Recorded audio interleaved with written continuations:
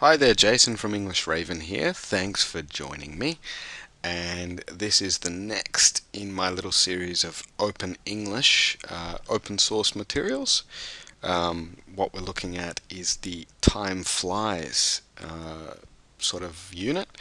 Now, remember when I say unit, it's very, very flexible and very open. These materials are things that you can use for quick 15 to 45-minute sort of applications, or you could really extend them and go as far as you like with them. Now, with this particular one, as per usual, I've put a sort of idiom or turn of phrase that could be a starting point for discussion. You know, what do we mean by time flies? That could be something that you could talk about. The general theme of time, like the previous tutorial and the previous material about money, money and time, they are topics that, always can be applicable to your students. There's lots to talk about when it comes to time and money. They are two of the most important things that matter to most people. So time is a very nice open topic.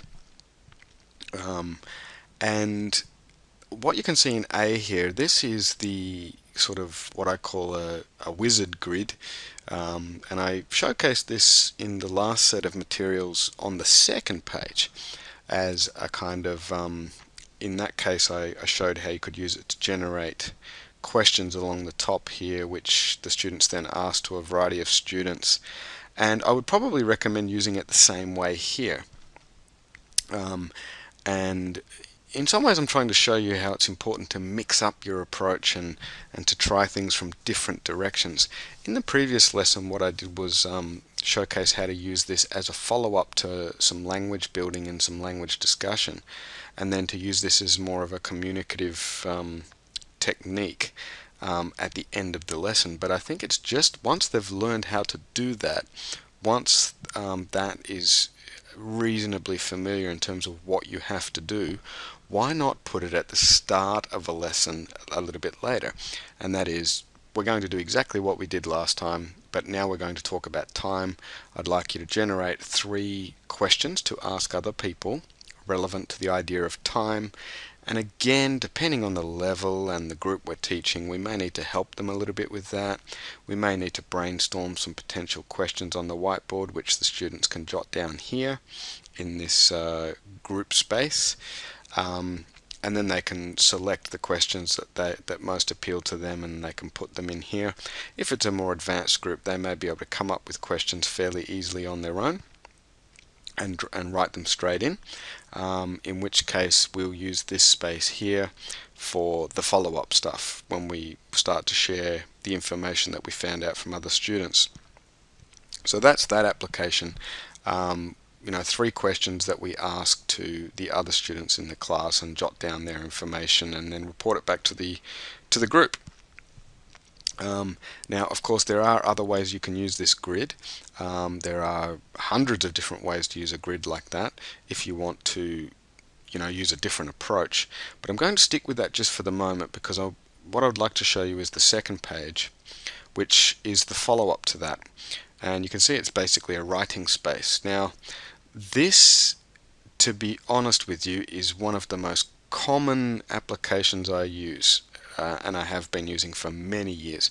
It's this basic discussion around a general topic that matters to a lot of people. Finding out what people think about certain things in relation to that topic, and gathering that information, and then using that information to do some writing. And it sounds really simple, but it is so easy to apply, and once the students have sort of got the hang of it, it's a brilliant, simple technique for using all of our skills. And that is that we're thinking up questions, we are writing those, but we are thinking about them in terms of how we're going to talk and communicate with others. We're listening, we're speaking as we ask those questions to other students, and listening to their responses, sometimes having to negotiate those responses to make sure we understand them, and then writing again to put that information down. reading what we've written to report it to the group. Again, that's speaking. And again, if we're sharing it with the group, that there's a lot of listening involved there as well. And with that information, we can then go on and do more in the way of writing. Now, what you can see here is it's a basic writing grid with 5 sections. And I use this, I've used it from anywhere from sort of grade 3, grade 4, right through to adults. Right from very sort of low levels, but levels that can actually write down sentences, right up to test preparation, because I think the basics of the 5-paragraph essay are so useful in so many ways, not just for writing too. That ability to sort of present a topic and work your way through it. Now, how do we use this? Well, as you can see, we've got 3 questions here, and we've asked them to a variety of students. Now, because of these 3 questions, which we then work through down and get responses from other students, we've got sort of 3 topics related to the general topic. And that is great for really easily and quickly showing students how to write a basic essay, because these 3 ideas here and the information we gathered will become those 3 body paragraphs in the middle here. And we can even just say write 1, write 2, and write 3. And basically, we can just get them to write that information down in the third person in simple format. As an example, question 1 might have been, what do you like to do in your free time? And they got responses from 3 students here. So over here they'll write, the first question I asked was about free time. Tom said that he likes to play computer games. Melanie likes to meet her friends and hang out. Bill likes to go and do his favorite sport. So you can see how simple that is. We're just relating the question as the topic sentence and then filling in the information we got from other students. And that's a really simple way of showing students how to write a simple paragraph, as well as use a topic sentence, and to keep your ideas all relevant to one mini main idea. And we go on and we do the same for the second paragraph in relation to the to the second question, and the third paragraph there in the middle will be dedicated to that third question. And then once we've got our body in there, we can show them and help them write a simple introduction and a simple conclusion. And we've got this lovely bit of space here on the side, which can be used in different ways. It allows us to do a bit of teaching on the whiteboard with lower level groups and groups who don't have experience with a lot of writing. I may actually fill out a template on the whiteboard, which they can then fill in with the relevant information. And we can give them that simple idea of, today I talked to my classmates about time. Well, fine, that's a great way of introducing this simple writing topic. And the conclusion could be,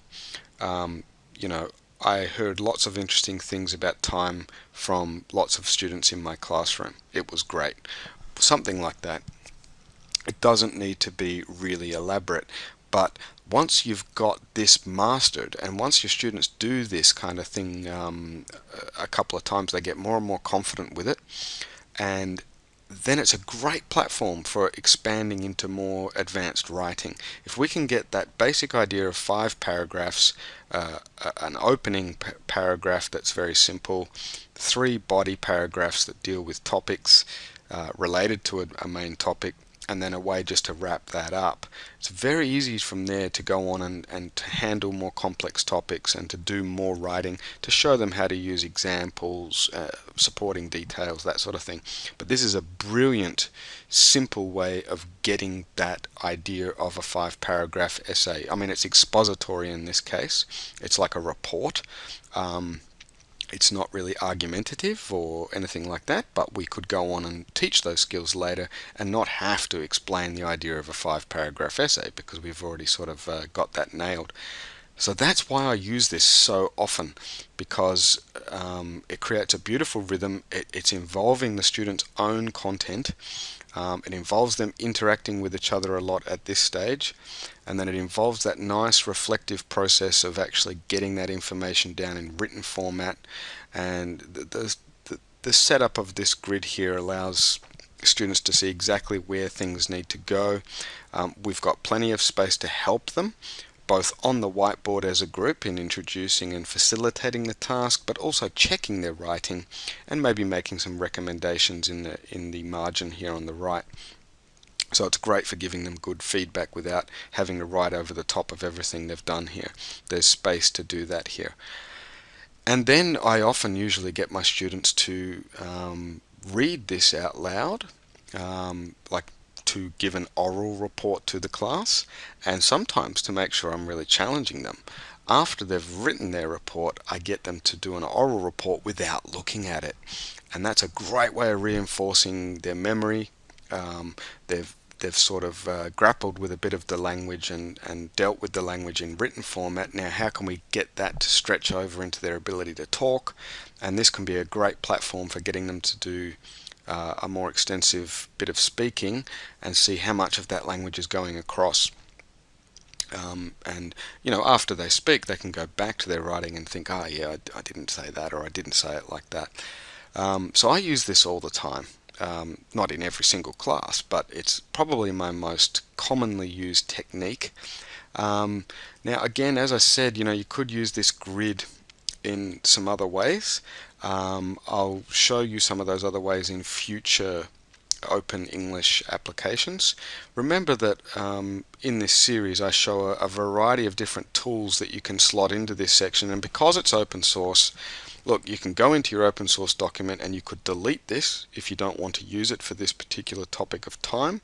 You could go back into one of your other templates from the Open English Bank and you could cut and paste something more along the lines of vocabulary building or sentence building or something like that.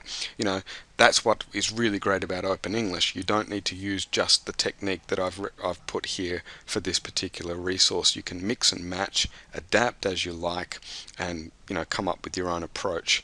But definitely that idea of information gathering and then converting that into a written report is something I highly recommend. And don't just do it once.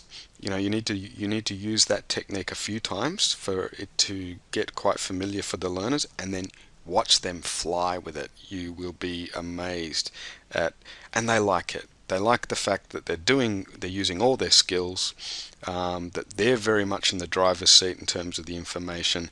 And once they get familiar with a certain rhythm of moving from information gathering to writing, it builds a lot of confidence, it builds a lot of competence as well. And then you can start to really take that basic ability and go other places with it. So that's the time flies version of Open English. I hope it's given you some teaching ideas as well as materials design ideas, and look forward to seeing you in the next Open English material and suggestions for using it.